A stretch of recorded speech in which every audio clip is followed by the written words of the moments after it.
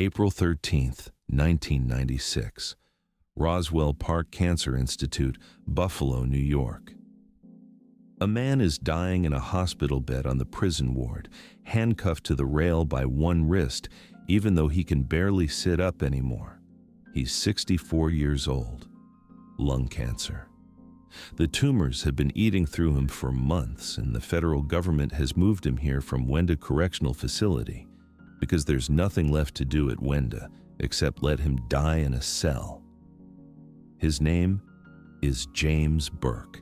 He's been locked up since 1982, 13 years for fixing college basketball games, then 20 to life for a murder the jury deliberated less than a day on.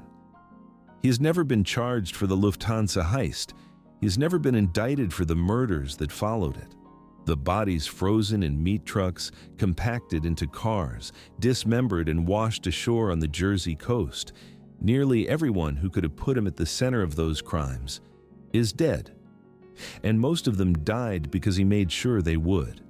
The one man who survived, the one he hesitated too long to kill, told the whole story to a journalist named Nicholas Pileggi, who told it to Martin Scorsese, who gave it to Robert De Niro.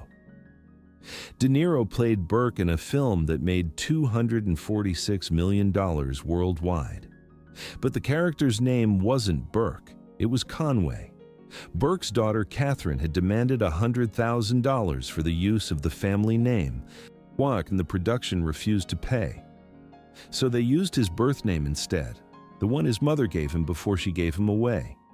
He dies without ever hearing his real name spoken in a movie theater. The name the audience knows belongs to someone else.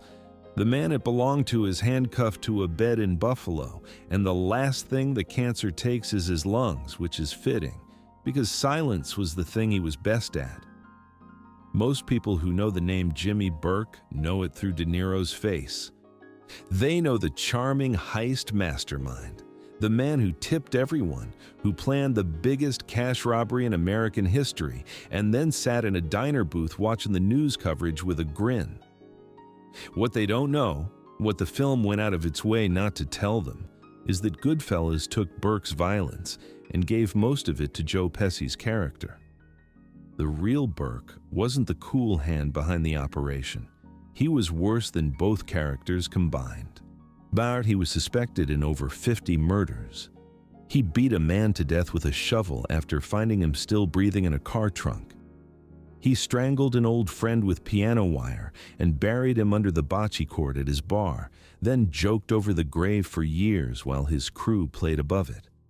He dismembered his wife's ex-boyfriend on their wedding day. The foster care system that raised him documented the physical and sexual abuse he suffered before he was 13, and by 16, he was killing people for money. Almost none of this made it into the movie. De Niro played the version America could sit with for 2.5 hours. The version that follows is the one that version was built to hide. He was born James Conway on July 5, 1931, in the Bronx. His mother was Jane Conway, Irish from Dublin, described in multiple accounts as a prostitute. His father was never identified. At approximately 2 years old, Jane Conway placed him in foster care, but he never saw her again. What followed was a childhood that reads like a case study in how to manufacture a violent criminal. Burke spent his earliest years in a Roman Catholic orphanage run by nuns, then cycled through dozens of foster homes and state institutions across New York. The abuse he suffered was documented, physical, sexual, emotional, though the records from that era are incomplete. The pivotal moment came in 1944, when Burke was 13. He was riding in the back seat of a car driven by his foster father. An argument started. The foster father turned around to hit him, lost control of the vehicle, and died in the crash. The surviving widow blamed Burke for the death. She subjected him to regular severe beatings and repeated sexual abuse until he was eventually removed and returned to the system. A family named Burke finally took him in, a large wooden boarding house on Rockaway Beach Boulevard and Ocean Promenade in Rockaway, or Queens. This was, by all accounts, the first stable home he'd known, clean, comfortable, safe. He kept their surname for the rest of his life. He visited on holidays. Later, when the money started coming in, he sent them several $1,000s a month in unmarked envelopes. The paradox this childhood manufactured would define everything that came after. Extreme generosity alongside hair-trigger, purposeful violence. He tipped doormen, bartenders, sandwich deliverymen, everyone. He stuffed $50 bills into the wallets of truck drivers he robbed, so they'd tip him off about the next rich load. He learned that a woman whose criminal son had refused to repay her $5,000 loan was living in poverty. So he paid her himself, then killed the son that same day. Kindness and murder operated on parallel tracks in Burke's mind, and neither one interrupted the other. Between the ages of 16 and 22, Burke spent a total of only 86 days outside reformatories and prisons. His first major arrest came at 18, September of 1949, sentenced to 5 years for passing approximately $3,000 in counterfeit checks at an Ozone Park bank on behalf of a Colombo family associate named Dominic Cersani. Police beat Burke trying to extract Cersani's name. He gave them nothing. But that silence earned him the nickname the Irish Guinea, and something far more valuable than a name. It earned him respect in a world where silence was the only currency that couldn't be counterfeited. Upon parole in the early 1950s, Burke assembled a crew operating across Ozone Park, South Ozone Park, East New York, Canarsie, and Howard Beach, a constellation of working-class neighborhoods bordering John F. Kennedy International Airport. His earning ability attracted the attention of Paul Vario, a cap regime in the Lucchese crime family who ran his operation from a German bar called Gefkins on Flatlands Avenue and a junkyard on Avenue D in Canarsie. Vario provided mafia authority, protection, and connections. Burke provided cash flow and muscle. As a person of Irish descent, Burke was categorically ineligible to become a made member of Cosa Nostra. The rules required full or half Italian ancestry, and he was limited to the rank of associate under Vario's crew for the rest of his life. The exclusion didn't diminish him. It protected him. As an outsider, he operated with less direct scrutiny from law enforcement, focused on tracking made members through the family hierarchy. Burke's headquarters was Robert's Lounge, a dingy bar at 11445 Lefferts Boulevard in South Ozone Park, approximately 2 miles from JFK Airport. The place had card tables, a bocce court in the back, a cellar clubhouse with a mosaic floor, and live blues rock on weekends performed by a lounge singer named Johnny Cha-Cha. What it also had, what the regulars understood without ever saying, was a basement that doubled as a burial ground. On June 6, 1980, police excavated a human leg bone and a portion of a shoulder bone from beneath the floor. The bocce court held at least one more body, Dominic Cersani, the same man Burke had once gone to prison to protect, strangled years later with piano wire after Burke confirmed through a contact in the Queens DA's office that Cersani had become an informant. The crew Burke assembled there became known to law enforcement as the Roberts Lounge Group. Henry Hill, half Irish, half Sicilian, also ineligible for membership, met Burke in 1956 at age 13, running errands at Vario's cab stand. Hill's first impression, recorded later in Pileggi's Wise Guy, Burke was sawbucking him to death. On 20 here, 20 there. He wasn't like anyone Hill had ever met. Thomas Desimone, 6 feet tall, 220 pounds, known as Two-Gun Tommy for the pearl-handled pistols he carried. came from a deep mafia bloodline. His grandfather, Rosario De Simone, had been boss of the Los Angeles crime family. De Simone was a violent sociopath and Burke's primary enforcer. Angelo Sepi, who'd met De Simone at Lewisburg Federal Penitentiary, was valued for his brutality. Parnell Edwards, Stax, they called him, was an aspiring blues singer and credit card thief who drove for Burke. And Robert McMahon, known as Frenchie, worked as an Air France cargo supervisor at JFK. He was the inside man for airport operations, receiving a flat 50% of every hijacking he helped organize. The nickname Jimmy the Gent came from Burke's method. As Hill explained it, most hijackers took the truck driver's license as a warning. Burke took the license too, except he stuffed a $50 bill into the guy's wallet before driving off.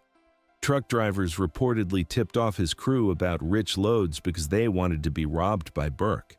He ran the JFK corridor the way a concierge runs a hotel, knowing who carried what, when it moved, and what it was worth, and making sure everyone in the chain got paid enough to stay quiet. The Air France robbery proved what Burke's system could do. April 7th, on 1967. McMahon knew that American currency exchanged in France by tourists and military personnel was shipped back through JFK. The only obstacle was a single key to the strong room, guarded by a security employee who never let it leave his person. McMahon introduced the guard to an expensive escort at the Jade East Motel near the airport. While the guard was occupied, Hill stole the key from his pants, jumped into Burke's car, and raced to a locksmith who duplicated 15 of 18 keys, lacking blanks for 3. One duplicate worked. McMahon timed the robbery for just before midnight on a Jewish holiday that delayed the next bank collection.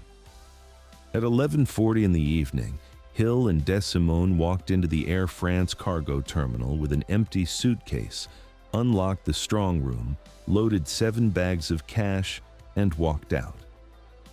$420,000, no alarm, no shots, no injuries. The robbery wasn't discovered until 4 days later when a Wells Fargo truck arrived for pickup. No one was ever prosecuted. The Air France score established Burke's reputation as a planner. But his reputation for violence didn't need a heist. It had been accumulating for years, incident by documented incident, each one revealing the same pattern. Burke's violence wasn't impulsive. It was architectural. He didn't kill people who angered him.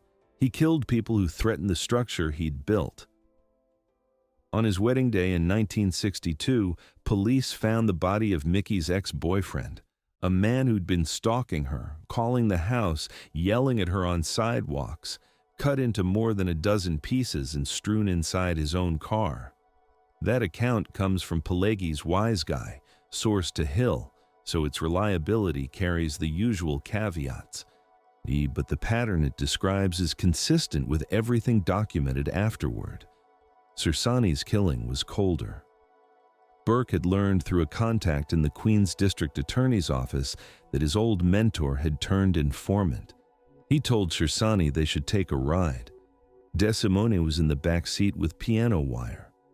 Hill recalled that Sersani fought hard, kicked and swung and soiled himself before he died. They buried him under the bocce court behind Robbers Lounge. For years afterward, Burke would stand on that court, look down and say, "Hey Remo, how are you doing?"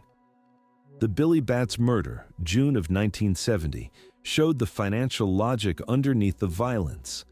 William Bentvena, a Gambino-made man freshly released from prison, had been taunting De Simone at Henry Hill's nightclub called The Sweet in Queens, calling him a shoeshine boy. De Simone pistol-whipped Bentvena. Burke joined the beating. They loaded the body into Hill's car trunk. Hours later, stopping at De Simone's mother's house for a shovel and lime, they opened the trunk and found Bentvena still breathing. Burke and DeSimone beat him to death with a shovel and tire iron.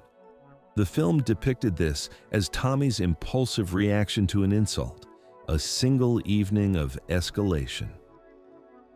In reality, the confrontation at the party and the killing occurred approximately 2 weeks apart, and Burke had a calculated financial motive. But he'd taken over Bentvana's loan shark business during Bentvana's imprisonment and had no intention of returning it. In November of 1972, Burke and Hill traveled to Tampa, Florida, to collect a gambling debt from a man named Gaspar Ciaccio. They beat him and held him hostage. Both were convicted of federal extortion and sentenced to 10 years at Lewisburg Federal Penitentiary. Now, Burke served approximately 6 years before parole, returning to the street in October of 1978, 5 weeks before the Lufthansa heist. The tip started with a gambling debt. Louis Werner, a Lufthansa cargo agent at JFK, owed $20,000 to a bookmaker named Martin Krugman, Marty the Rug, they called him, because he also ran a men's wig shop in East New York.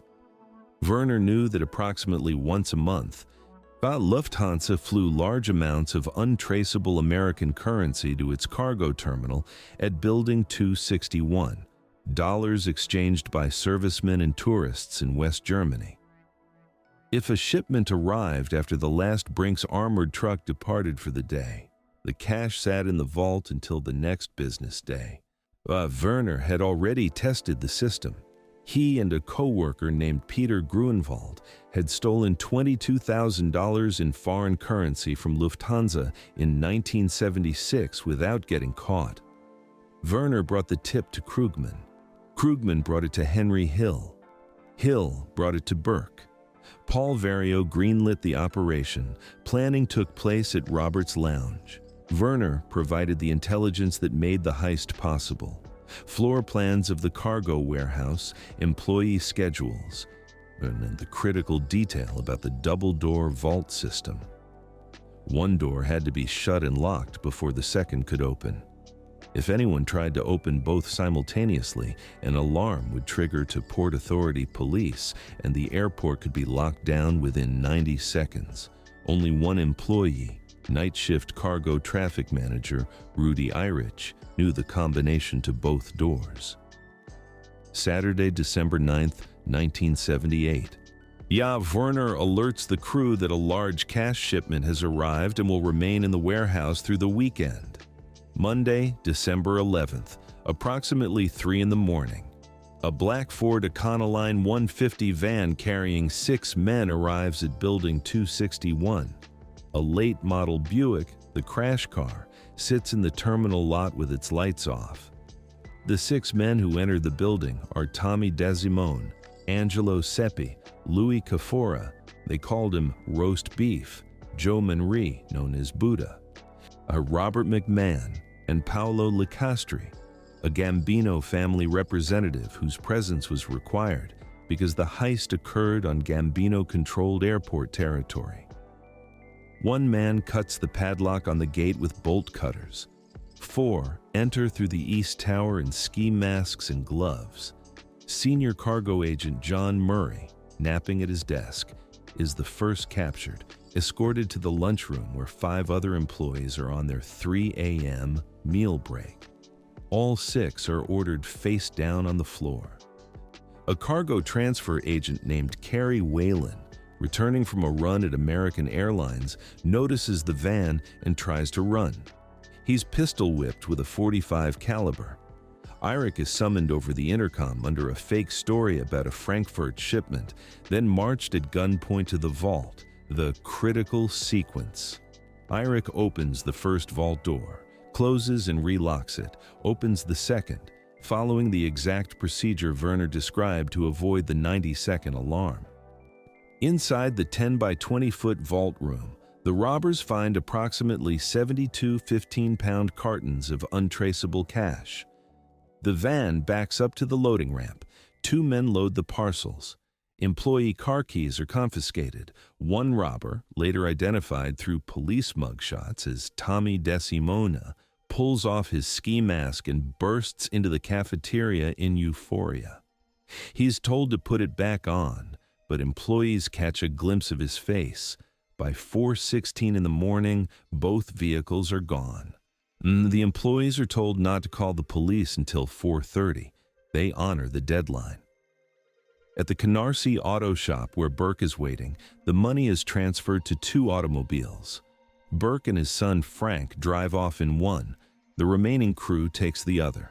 Vario sends his son Peter to collect the family's share. The total take, $5 million in cash and $875,000 in jewelry. $5.875 million, the largest cash robbery in American history at the time, equivalent to roughly $28 million today. Every dollar was untraceable American currency. The plan started unraveling within 48 hours. Stax Edwards, tasked with driving the van to a New Jersey junkyard for destruction, got high on cocaine, visited his girlfriend, and fell asleep. The van was found parked in front of a fire hydrant in a no-parking zone in Canarsie. Edwards's fingerprints were on the steering wheel. A footprint matched sneakers later recovered from his apartment. Within 3 days, the FBI had identified Burke's crew as the likely perpetrators. Each participant had been promised between $10,000 and $50,000, calculated against an expected $2 million haul, roughly a third of the actual take. Burke kept the vast majority.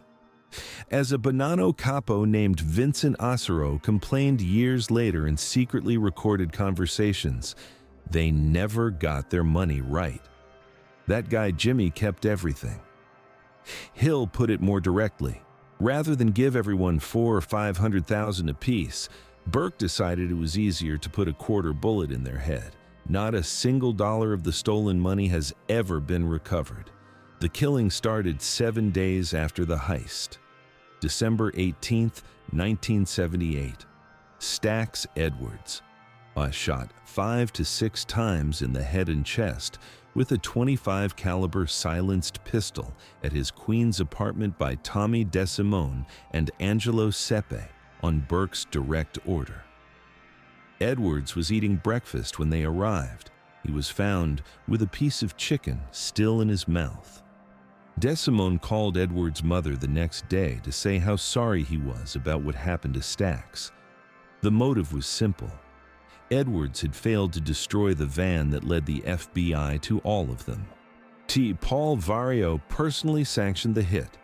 January 6, 1979. Martin Krugman disappeared, body never found. According to Hill, Krugman was killed at a mob-run bar on Rockaway Boulevard in Queens and dismembered. Krugman had been pestering Burke relentlessly for his share of the money. Burke feared the pestering would escalate to cooperation with the FBI. Bones discovered at Robert's Lounge in June of 1980 may have been Krugman's, though identification was never confirmed. Richard Eaton, killed approximately January 17th, body discovered February 18th, 1979. A con artist Burke had trusted with $250,000 of Lufthansa proceeds to launder through a Fort Lauderdale nightclub called the Players Lounge. Eaton skimmed the money. Burke had him bound, gagged, and locked inside an abandoned refrigerated tractor trailer in a Brooklyn area known as the Pit. Children playing in a garbage-filled lot found the frozen, hog-tied body wrapped in a blanket with a rope around his neck. Sewn into the lining of Eaton's clothing was an address book containing Burke's name, address, and phone number. Burke told Hill afterward, "Don't worry about him anymore. I whacked the swindler out. This is the only murder for which Burke was ever convicted. The dead man carried Burke's identity on his body, which is the kind of mistake Burke never made twice." February 10th, 1979. Teresa Ferrara, 26 years old. She received a phone call at her beauty shop in Belmore, Long Island, was told to meet someone at a nearby diner, told her niece she had a chance to make an easy $10,000, and left behind her purse, her car keys, and her mink coat. Her dismembered, headless torso washed ashore at Barnegat Inlet near Toms River, New Jersey, 3 months later. She was identified through her recent breast augmentation surgery. Ferrara was Tommy DeSimone's mistress and suspected of being an FBI informant. Angelo Sepe is believed to have carried out the killing on Burke's orders. Approximately March 8, 1979. Louis and Joanna Cafora. According to Hill, the couple was killed and compacted together with their car at an auto wreck yard. Bodies never found. Cafora had been Burke's prison cellmate. His crime, in Burke's calculation, Donners was buying his wife a custom pink Cadillac Fleetwood and driving it near the JFK cargo area while the FBI was watching. He also talked about mob business to Joanna. Burke's logic was clean. Anyone who couldn't keep quiet was a liability, and a liability's spouse was a witness. March 22, 1979. Tom Monteleone, the Florida bar owner who'd conspired with Eaton to steal the $250,000, found murdered in Connecticut. May 16, 1979. Joe Manry and Robert McMahon, both heist participants, found side by side in the front seat of a Buick in a Brooklyn parking garage, each shot execution style with a bullet to the back of the head. June 13, 1979. Paolo Licastri, the Gambino family's representative inside Building 261, found riddled with bullets, set on fire, and dumped naked on a burning trash heap in Brooklyn. Burke didn't want to pay Licastri or the Gambinos their share of the money. The cost of a bullet was cheaper than the percentage. Tommy DeSimone disappeared around January 14, 1979, killed not by Burke, but by the Gambino crime family as retaliation for his unsanctioned murders of men Billy Batts and Ronald Jarothy. He was lured with the promise of being made, then executed. Hill described Burke's reaction, slamming a phone receiver so hard the entire telephone booth shook, then emerging with tears in his eyes. They whacked Tommy.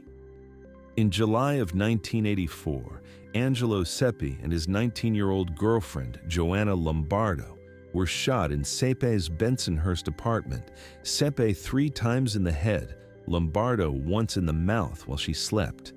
That was a Lucchese family hit, ordered after Sepe robbed a Lucchese-affiliated drug dealer. Sepe had once said, almost casually, "When my time comes, my own people will kill me." The total body count connected to Lufthansa, depending on who's counting and which sources you trust, runs between 10 and 16 people. Burke killed nearly every participant in the largest cash robbery in American history. And it worked. He was never charged for the heist. The witnesses were gone. The money was gone. The only physical evidence that connected Burke to any of the aftermath was the address book sewn into a dead man's coat. Here's what Burke built, and this is worth naming clearly: an architecture of silence. Not secrecy, silence. He didn't hide what he'd done. He eliminated the people who could say he'd done it. And for 35 years, that architecture held. Burke killed these people to avoid paying them and to erase the trail back to himself. Some of them, Ferrara, Joanna Cafora, were barely connected to the heist itself. At what point does a strategy that ruthlessly effective stop being a strategy and become something else entirely? Compulsion, pleasure, the only solution a man raised on violence knows how to reach for. Tell me what you think in the comments. The irony that brought Burke down is almost too neat to believe. The man who evaded prosecution for the biggest cash robbery on American soil He who killed a dozen people and buried them across 3 boroughs in 2 states was convicted for fixing college basketball games. The scheme was minor by Burke's standards, modest bets on Boston College games during the 1978-79 season, rigged through a forward named Rick Kuhn and a network of small-time Pittsburgh gamblers called the Perla Brothers. Burke fronted the money. Hill managed the players. The per-game payoff to Kuhn was approximately $2,500. The operation nearly collapsed when a Boston College guard named Ernie Cobb scored 8 points in the final minute of a February game against Holy Cross, costing Burke roughly $50,000. Hill remembered Burke putting his foot through the television. It was penny ante compared to Lufthansa, but it left a paper trail. Telephone records, Western Union transfers, bookmaker contacts that Lufthansa never did. Burke was convicted in 1982 of conspiracy and sentenced to 20 years, later reduced to 12. He protested at sentencing. "I gave the little bastard some bucks to bet on games, that's all." The real catalyst for Burke's fall wasn't basketball. It was drugs. After their release from Lewisburg around 1978, Burke and Hill had moved into cocaine trafficking, a direct violation of the Lucchese family's explicit ban on narcotics. The family feared, correctly, that heavy drug sentences would turn soldiers into cooperators. In April of 1980, Hill was arrested on narcotics charges. The FBI played him recordings of Burke and Vario discussing having Hill killed.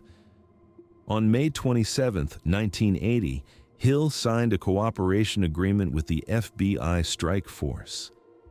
His testimony over the next several years produced approximately 50 convictions, including both Burke and Vario. The murder conviction came in February of 1985, marked for Richard Eaton. The sentence was 20 to life. At sentencing, Burke shouted, "The bastard died of hypothermia."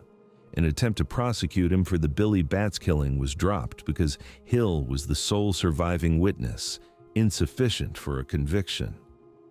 Burke had killed everyone else who was there. If you're still with me on this one, a subscription would mean a lot. There's more to this story, and it's the part the movie couldn't tell. The gap between James Burke and Robert De Niro's Jimmy Conway is substantial, and the sanitization was deliberate. The most significant distortion was structural. The film transferred the bulk of Burke's violence to Joe Pesci's Tommy DeVito. In reality, Burke was arguably more dangerous than Desimone. The wedding day dismemberment, the piano wire strangulation of Serzani, Burke's direct participation in beating Billy Batts to death with a shovel, none of these appear in the film.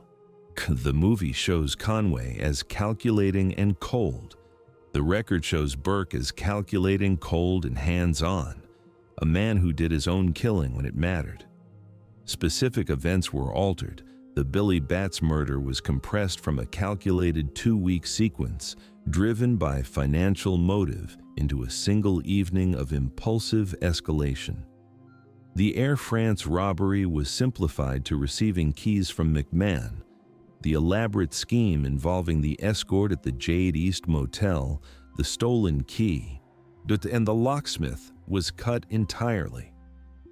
The Boston College point-shaving scandal, the crime that actually sent Burke to prison, received only throwaway treatment in the film, despite spanning an entire basketball season. Thomas Desimone was physically transformed. The real Desimone stood over 6 feet and weighed 220 pounds. Joe Pesci is 5'4". De Niro prepared obsessively. He called Henry Hill several times daily during filming, asking how Burke walked. Held his cigarette, held a shot glass. Hill taught De Niro what he later described as the correct technique for pistol whipping a victim. Hill called the finished film 95% accurate, a generous assessment.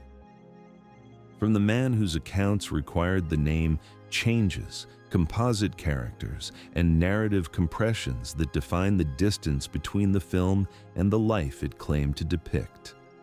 And this is where the story requires a caveat that most accounts of Burke never bother to deliver.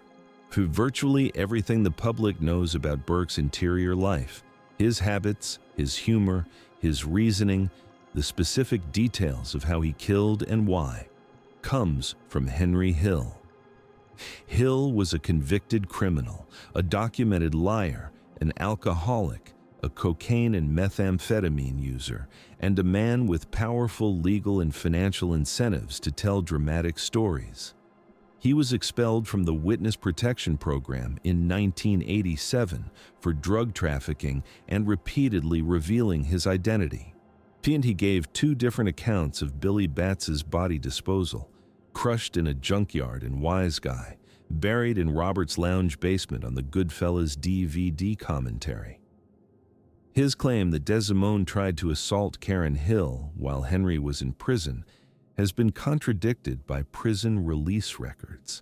At the 2015 trial of Vincent Asaro, cooperating witness Gaspare Valenti testified that Hill wasn't even present at the Lufthansa heist, that he made a big thing about being on the score, and he wasn't. This doesn't mean Hill's testimony was fabricated wholesale. Federal courts found it sufficiently credible to convict Burke twice, and the appellate court acknowledged Hill had been thoroughly impeached at trial, but upheld the verdicts. The physical evidence, Edwards's fingerprints on the van, Burke's name in Eaton's coat, the bodies that turned up exactly where Hill said they would, corroborated the framework of his account. But the colorful details, the dialogue, the specific moments of tenderness and terror that made Wise Guy a bestseller and Goodfellas a masterpiece, those rest on the word of a man who spent his last 2 decades monetizing his own story on talk shows, in tabloids, and in increasingly unreliable memoirs.